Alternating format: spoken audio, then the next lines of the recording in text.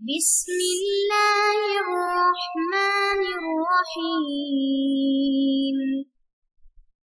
بسم اللہ الرحمن الرحیم۔ السلام علیکم ورحمۃ اللہ وبرکاتہ۔ امید ہے آپ تمام احباب خیر و عافیت سے ہوں گے۔ آج ایم اے اسلامیات کے مضمون الدعوت والارشاد کا سبق نمبر 43 ہے، اور اس سبق کے اندر ہم جس عنوان کی تفصیل پڑھیں گے وہ ہے سنوسی تحریک کا سیاسی پس منظر اور اس کے اثرات، اور اسی طرح سنوسی تحریک کی اغراض و مقاصد۔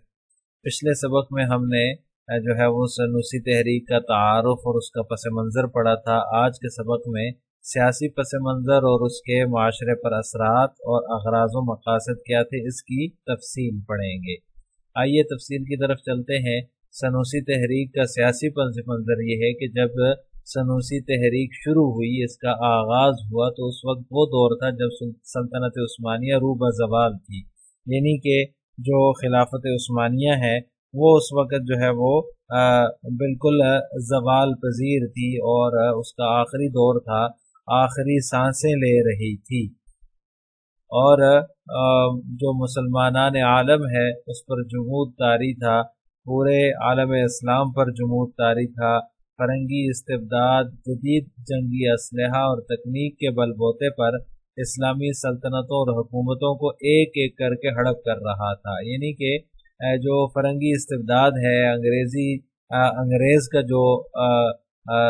نوآبادیاتی طاقتیں تھیں، وہ اپنے جدید جنگی اسلحے کی بنیاد پر اور اس طرح تکنیک کے بل بوتے پر اسلامی حکومتوں کو اور اسلامی سلطنتوں کو ہڑپ کر رہی تھی، یعنی کہ جو ہے وہ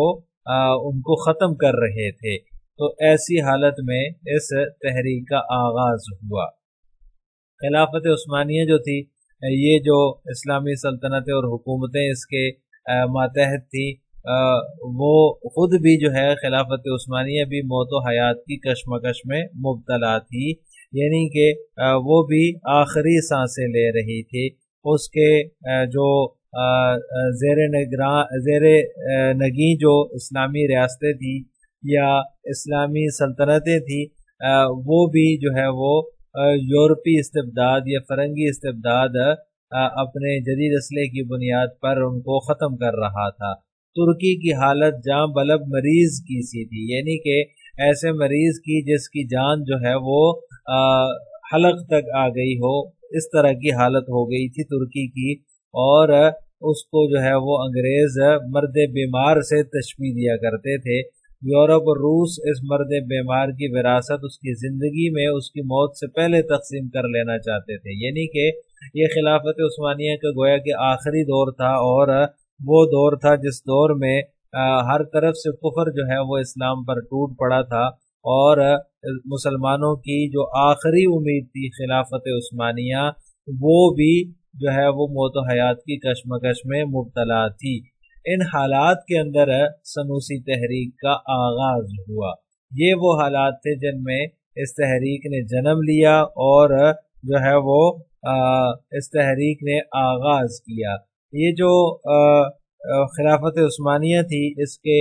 جو ہے وہ ٹکڑے ٹکڑے کر دیے گئے۔ کچھ ٹکڑوں پر فرانس نے قبضہ کر لیا، جیسے کہ الجزائر اور تیونس ہیں، وہاں پر جو ہے وہ فرانس کا قبضہ تھا۔ اس طرح جو ہے وہ اٹلی نے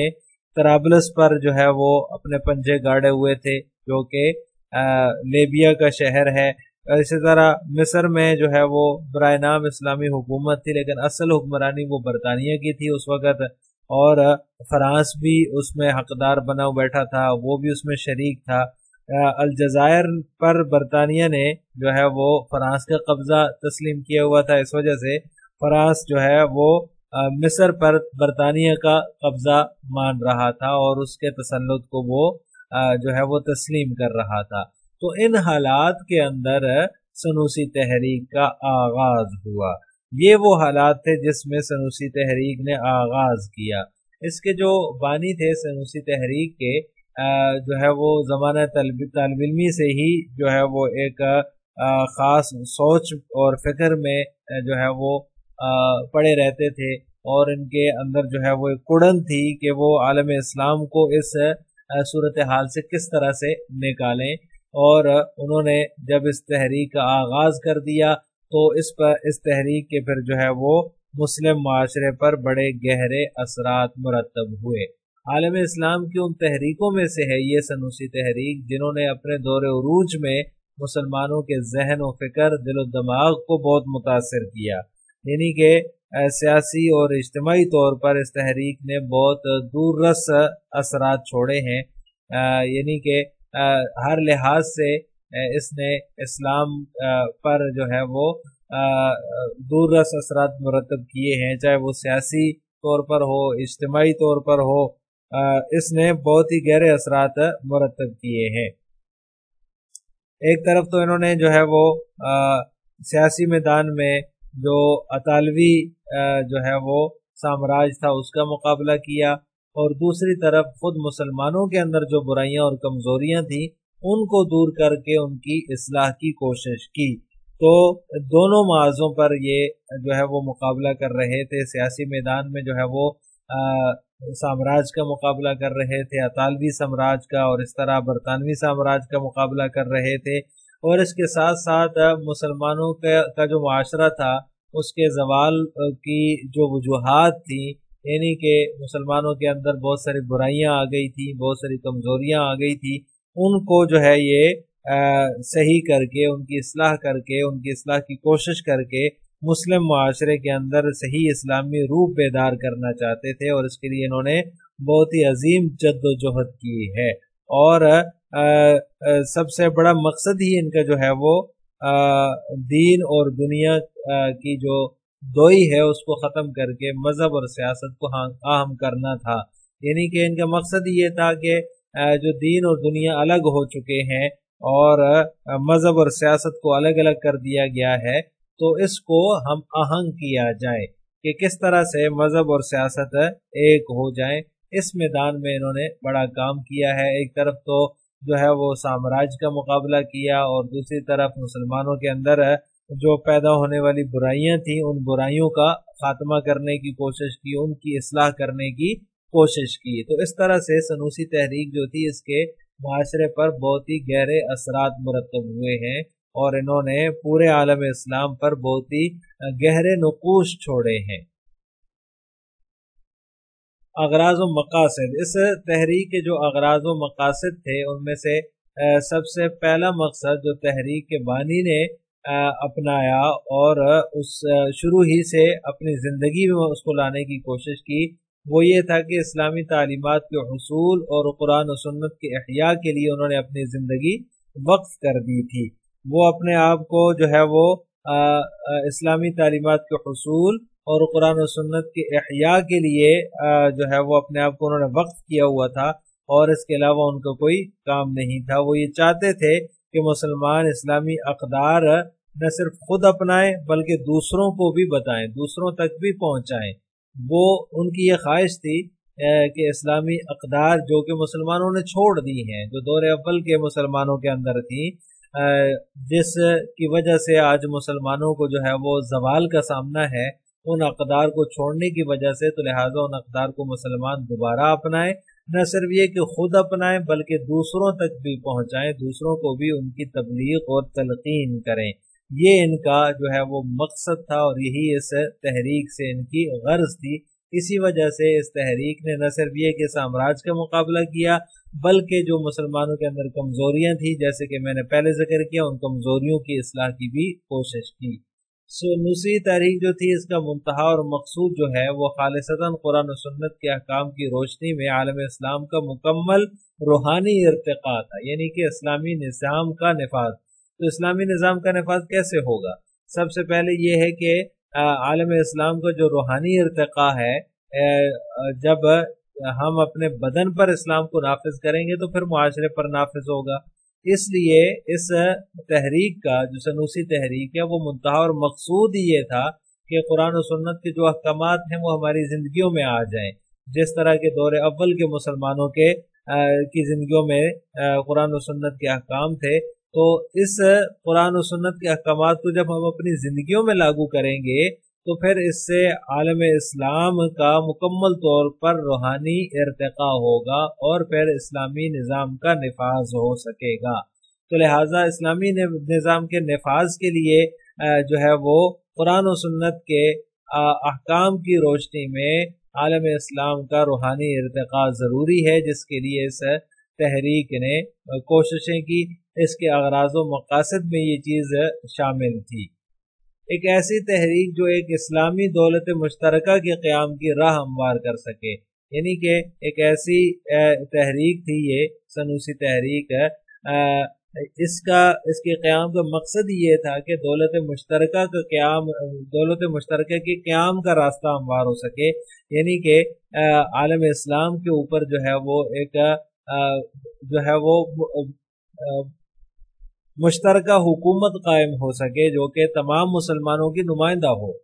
تو اس کی راہ ہموار کرنے کے لیے اس تحریک کا آغاز کیا گیا، اور اس تحریک کی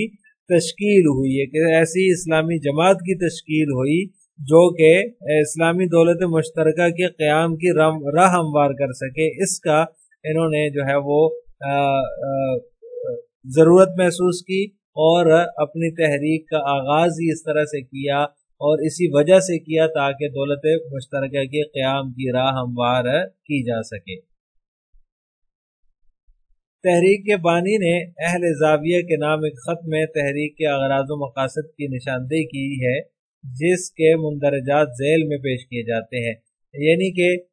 جو انہوں نے خود اپنے خطوط میں جو اہل زاویہ یا جو ان کے مریدین تھے، زاویہ کا مطلب خانقاہ، جو ان کی خانقاہ میں ان کے مریدین تھے، ان کے نام جب خط لکھا تو اس خط کے اندر اپنے جو ہے وہ اغراض و مقاصد کی نشاندہی کی ہے کہ ہمارا اس تحریک سے مقصد کیا ہے۔ وہ یہ کہتے ہیں کہ ہم چاہتے ہیں کہ آپ اللہ اور اس کے رسول صلی اللہ علیہ وسلم کی اطاعت کریں، 5 وقت کی نمازیں ادا کریں، رمضان کے روزے رکھیں، حج بیت اللہ شریف کریں، اور ان افعال سے پرہیز کریں جن سے اللہ نے منع کیا ہے، یعنی کہ غیبت سے جو ہے وہ اللہ نے منع کیا ہے تو غیبت سے بچیں، اسی طرح دیگر جو ممنوعات ہیں، جتنی بھی برائیاں ہیں ان سب برائیوں سے اپنے آپ کو بچائیں، جیسا کہ جھوٹ ہے، غیبت ہے، دوسروں کا مال ناحق کھانا ہے، شراب پینا ہے، قتل ناحق ہے، دیگر جتنی بھی برائیاں ہیں ان برائیوں سے ہم اپنے آپ کو بچائیں۔ تو اس خط سے ان کی تحریک کے اغراض و مقاصد کا پتہ چلتا ہے کہ وہ صرف اللہ اور اس کے رسول کی اطاعت کے قائل تھے، کہ صرف اللہ اور اس کے رسول کی اطاعت کی جائے۔ اسی طرح جو ہے وہ ایک اور جگہ کہتے ہیں ہمارا یہی پیشہ ہے، یہی ہمارا مشن ہے، اور اسی کام کے لیے اللہ نے ہمیں بھیجا ہے کہ مسلمانوں کو ان کا بھولا ہوا سبق یاد دلائیں، جو نہیں جانتے ان کو سکھائیں، اور جو راہ گم کر بیٹھے انہیں سیدھی راہ بتائیں۔ یہی ان کا جو ہے وہ سلوگن تھا، اور یہی اس کو یہ اپنا پیشہ اور اپنا مشن بتاتے ہیں کہ اللہ نے ہمیں اسی کام کے لیے بھیجا ہے کہ مسلمانوں کو بھولا ہوا سبق یاد دلائیں۔ جو صدر اول یا جو ہے دور اول کے مسلمان تھے، جس طرح کے اعمال اور افعال وہ کرتے تھے اور برائیوں سے بچتے تھے، نیکی کی راہ پر چلتے تھے، تو آج کے دور کے مسلمان بھی جو ہے وہ نیکی کی راہ پر آ جائیں اور تمام برائیوں سے بچ جائیں۔ جو نہیں جانتے ان کو سکھائیں، یعنی کہ تعلیم کو عام کریں، اور جو راہ گم کر بیٹھے انہیں سیدھی راہ بتائیں، جو کہ گمراہی کے راستے پر چل رہے ہیں انہیں سیدھی راہ دکھائیں۔ یہی ہمارا پیشہ ہے اور یہی ہمارا مشن ہے۔ یہ جو تحریک کے بانی ہیں ان کی جو تحریریں ہیں یا ان کے جو خطوط ہیں ان سے ان کے اغراض و مقاصد کا پتہ چلتا ہے۔ تو سنوسی تحریک کے اغراض و مقاصد میں جو ہے وہ یہ بات شامل تھی کہ اللہ اور اس کے رسول کی مکمل اتباع، اور اس کے ساتھ ساتھ جو ہے وہ برائیوں سے اپنے آپ کو بچانا، یہ اس کے بنیادی اغراض و مقاصد میں شامل تھا۔ لہٰذا آج کے سبق کا خلاصہ یہ ہوا کہ سنوسی تحریک کا سیاسی پس منظر، اس کے اثرات اور اغراض و مقاصد کے بارے میں ہم نے تفصیل پڑھی ہے۔